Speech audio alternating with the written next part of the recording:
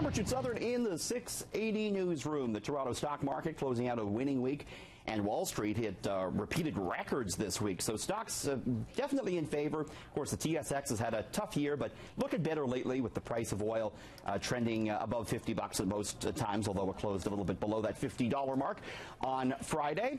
TSX now up 3.2% on the year. We did see stock in gun manufacturers move higher this week after that tragic shooting in Las Vegas, and that's something we tend to always see after a U.S. mass shooting. Gun stock spiking, with the feeling being that there may be a run on guns in advance of any potential gun control legislation in the U.S. We saw shares in MGM Resorts, the company that owns the Mandalay Bay, move lower. You know, the U.S. gun business apparently undeterred by that situation in Las Vegas. Would you believe the world's largest gun show is set to go ahead in Las Vegas? It's called the SHOT Show.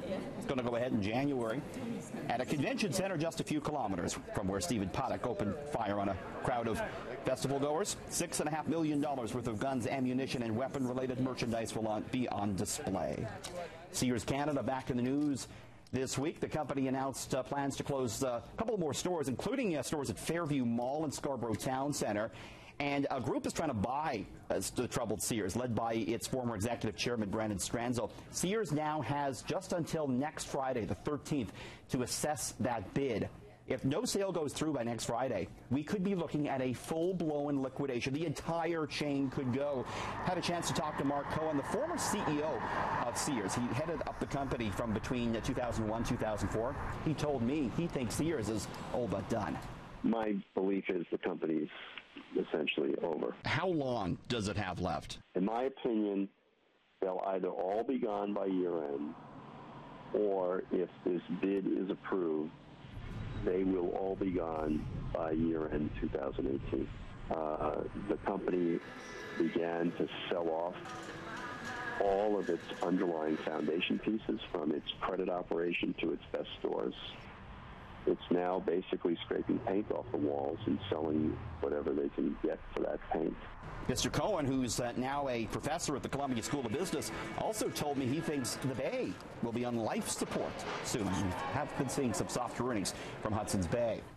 Well, Fido, it seems, is turning into a foodie. There's a new trend in the dog food business. It's quinoa. Yes, that ancient grain. All the big brands are in on this. Buffalo Blue offering a chicken and quinoa ancient grain recipe. Nestle Purina selling dog food with quinoa, blueberries, pumpkin, spinach, you name it. The $30 billion pet food market tends to follow the trends in the human food business.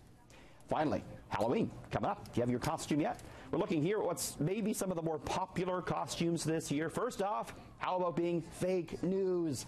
$55 for the fake news outfit. Yeah, you'll see a lot of Donald Trumps, I'm sure, even though it's quite cliche. $10 for the Trump wig.